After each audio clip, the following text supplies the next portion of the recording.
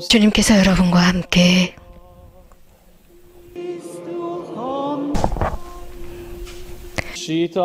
루카가 전한 거룩한 복음입니다.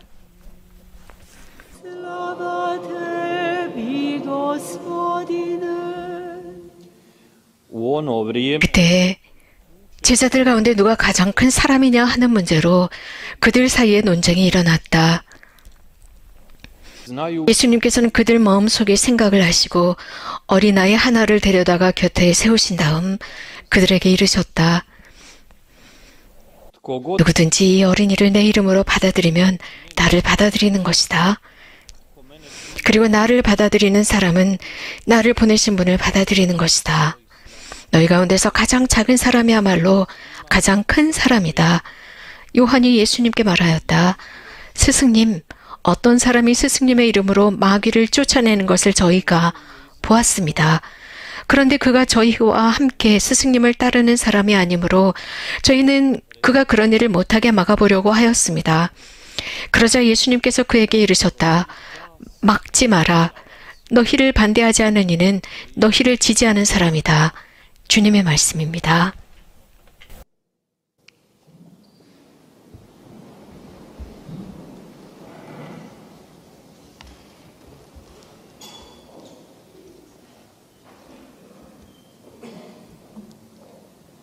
Draga braćo I sestre, dragi vjernici. 사랑하는 형제자매 여러분, 사랑하는 교형자매 여러분, 제가 믿는 것이 있다면 우리 모두는 어린아이들이 노는 모습을 보았던 경험이 있을 것입니다. 그리고 자기들끼리 서로 이야기하는 것을 들은 경험이 있을 것입니다. 가끔씩 그들은 서로 논쟁을 하기도 하죠. 서로 다투기도 합니다. 누구네 아빠가 더 힘이 세지? 누구네 아빠가 더 용감하지? 혹은 누구네 아빠가 더 성공한 사람이지? 라는 식의 이야기들입니다. 이건 어린아이들이 하는 이야기들이죠. 그래서 정말 어린이다운 그 차원에 남아 있습니다. 하지만 사실 이러한 어린아이들의 이런 말다툼, 논쟁은 나이가 든 사람들, 성인들 속에서도 들려 나오기도 합니다.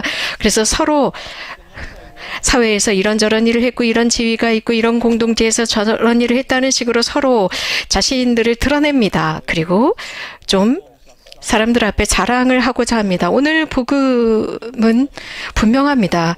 제자들이, 특히 예수님의 제자들이 이러한 유혹에서 그들도 사실은 자유롭지 못했습니다. 그래서 여기에 대해서 논쟁을 하고 있었습니다. 누가 가장 큰 사람이냐, 자기들 가운데 누가 가장 큰 사람이냐입니다. 예수님은 그들의 마음도 아셨고 생각도 아셨습니다. 하지만 예수님은 전혀 다른 것을 생각하고 계셨습니다. 예루살렘에서 당신을 기다리는 바로 그 사건을 생각하고 계셨습니다. 예수님께서는 당신의 죽음과 순환에 관해서 말씀하고 계셨는데 제자들의 생각은 전혀 다른 곳에 가 있었습니다. 그들은 예수님께서 선포하시는 그것에 대한 큰 혼란을 느끼고 있었습니다. 하지만 그렇다고 해서 무엇인가 예수님의 메시지를 실천하는 데 따르는 데 방해가 된다는 것을 미처 깨닫지 못합니다. 그들은 세상에 다른 것을 꿈꾸고 있었고 무엇인가 훨씬 더 매혹적인 것들을 상상하고 있었습니다. 십자가와 순환은 안중에도 없었습니다. 하지만 이런 예수님의 말씀을 그들이 이해하고 깨닫기 위해서는 이제 또 다른 시간을 필요로 했습니다. 예수님께서 하신 이 말씀을 생각하고 묵상할 또 다른 시간이 오게 될 것입니다. 그런데 그들은 지금 이 순간 다른 것에 관해서 논쟁을 합니다. 누가 더 크냐? 누가 제일 힘이 세냐입니다. 그런데 예수님은 다른 것을 말씀드린 대로 준비하고 계셨습니다. 순환에 들어갈 준비를 하고 계셨는데 그들은 누가 우두머리야, 누가 1인자야 라고 서로 논쟁을 합니다. 그들에게 예수님의 순환보다 이것이 더 중요했습니다. 그들은 예수님과 함께 여정을 걸어갔고 함께 했지만 그들의 그 길은 그 길과는 다른 것이었습니다. 예수님께서 말씀하시는 그것과 전혀 달랐고 예수님의 생각은 그들의 생각이 되지 못했습니다. 물론 3년 동안이나 함께 지냈고 많은 것을 보았음에도 불구하고 동상이몽이었습니다. 제자들이 이런 식으로 서로 논쟁을 하면서 바로 이러한 정말 중요한 그 예수님의 삶 속에서 그 사건에 관해서는 아무도 묻지 않습니다. 거기에 관해서 대화도 나누지 않습니다. 어쩌면 거기에 관한 대화를 하거나 생각하는 것이 두려워서 있을 수도 있습니다. 하지만 예수님은 그들에 대해서 실망하시지 않고 그들을 잘 참아주십니다. 지금도 우리들을 참아주십니다. 예수님의 그런 생각을 바꾸어 놓으려고 또 하시지 않습니다. 그들에게 강요하시지도 않습니다. 주님 주변에 있는 정말 중요한 그것에 집중하고 계셨습니다. 하지만 그들은 주님 곁에 있었고, 그래서 주님은 그들에게 구체적으로 가르치시고자 합니다. 그들이 정말 쓸데없는 것을 상상하고 꿈꾸고 말하고 있을 때, 즉 누가 1인자냐라고 논쟁하고 있을 때 예수님께서는 이런 생각 속에서 전율을 느끼십니다. 그리고 어린아이 한 명을 데려다가 곁에 세우십니다. 그리고 그들에게 구체적으로 가르칩니다. 그래서 그들이 자신들의 그 생각으로부터 나와서 예수님의 말씀에 집중하도록 만들었습니다. 실제로 그들은 집중합니다. 예수님이 저 꼬마와 무엇을 하고자 하실까라고 집중하기 시작합니다. 그 어린아이 한 명과 함께 이런 제스처를 통해서 그들에게 무슨 말씀을 하시려고 하는가 집중합니다. 실제 예수님께서는 제자들에게 말씀을 시작합니다. 누구든지 이 어린아이를 내 이름으로 받아들이면 나를 받아들이는 것이라고 말씀하십니다. 이러한 예수님의 말씀은 그들에게 있어서 사실 불과 같았습니다. 그들은 전혀 다른 생각을 하고 있었는데, 그 어린아이 한 명이 예수님 곁에 있었는데 이런 말씀을 하십니다. 그들은 서로를 마주봅니다. 엉뚱하다는 듯이 서로 마주봅니다. 그리고 예수님의 생각을 읽지 못했습니다. 그러니까 그 순간 그들은 굉장히 불안해집니다. 혼란스러워집니다. 그러나 예수님은 그들을 판단하시거나 혹은 훈계하시지 않습니다. 단순하게 가르치십니다. 구체적으로 가르치십니다. 그들이 어떻게 처신해야 할지 가르치십니다. 누구든지 너희들 가운데 가장 작은 사람이 가장 큰 사람이라는 말씀을 하십니다. 이것은 바로 그들의 생각을 완전히 전복시키는 것이었습니다. 혁명이나 마찬가지였습니다. 이런 성서적인 장면을 한번 생각해 봅시다. 이 장면은 나와 여러분에게 무엇을 말씀하고 계실까요? 내 개인적인 삶, 여러분의 개인적인 삶에 무슨 말씀을 하고 계시는 것일까요? 나는 자주 이런 부분은 남들보다 나아라고 생각했었습니다. 그런데 이 성서적인 장면이 나에게 어떤 말씀을 하고 계실까요? 과연 누가 명령하고 누가 지배하는 것일까요? 나는 내 자신이 지배하는 것이 아니라 하나님께 모든 것을 맡기고 필요한 것을 청하는 것입니다. 자유, 재능, 이 모든 것을 이 사회에 소외된 이들을 위해서 사용하는 것입니다. 모든 일로부터 배척당한 이들을 위해서 쓰는 것입니다. 순수한 사랑으로 그렇게 하는 것입니다. 질투하지 않으면서 말입니다. 그래서 정말 중요한 것은 사람들이 나에 관해서 어떤 말을 할까?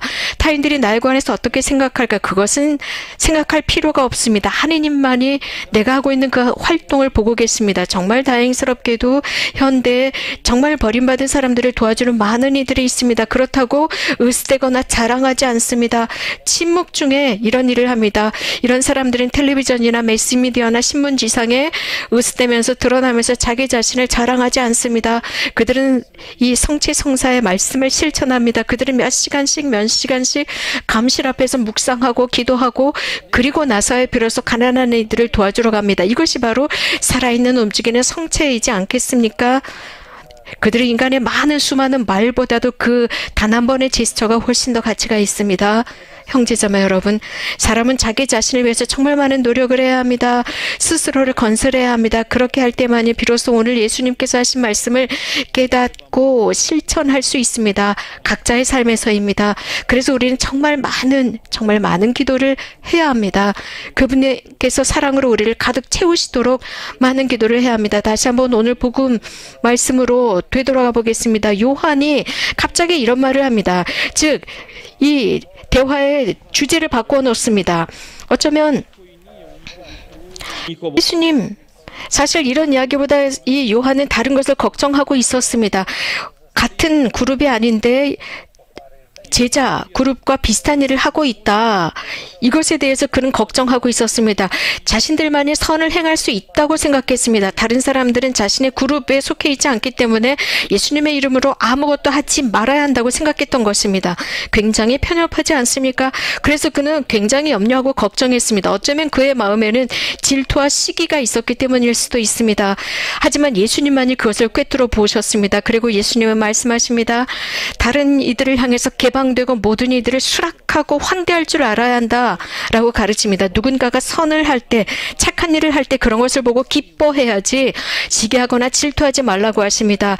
또 다른 사람들이 착한 일을 하는데 거기에 방해물이 되지 말고 방해하지 말라고 말씀하시는 것입니다. 그렇기 때문에 예수님의 제자들도 자신의 그룹에 속해 있지 않지만 착한 일을 하는 그런 사람들, 예수님의 그룹이 아니어도 그런 사람들이 있다는 것을 말씀하십니다. 형제자매 여러분, 우리는 예수님의 제자들 중에 한 사람입니다. 현대를 살아가는 예수님의 제자들입니다. 그런데 자주 우리들도 이렇게 생각합니다. 우리들은 누군가가 착한 일을 했을 때 은근히 질투합니다. 특히 예수님의 이름으로 할 때 은근히 질투합니다. 그가 착한 일을 합니다. 선한 일을 합니다. 예수님의 사랑으로 이런 일을 합니다.